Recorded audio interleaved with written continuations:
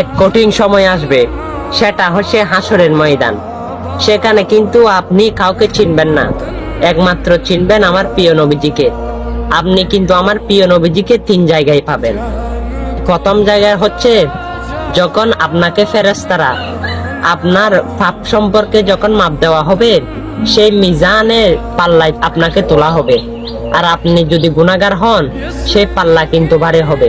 আর ফেরেশতারা আপনাকে ধরে নিয়ে জাহান্নামের দিকে নিয়ে যাইতে থাকবে। তখন আমার প্রিয় নবীজি দেখবে, আপনাকে ডাক দেবে। তখন ফেরেশতাকে জিজ্ঞেস করবে, হে ফেরেশতা, আমার উম্মতকে কোথায় নিচ্ছ? ফেরেশতারা বলবে, ইয়া রাসূলুল্লাহ, তার পাপ কিন্তু বেশি, তাই তাকে জাহান্নামে দিচ্ছি। তখন আমার প্রিয় নবীজি আপনাকে আবার নিয়ে আসলো, এসে মিজানের পাল্লায় তুললো। আমার প্রিয় নবীজির আঙ্গুলটা আপনার পাল্লার মধ্যে দিল, আপনার নেকির পাল্লা ভারী হয়ে গেল।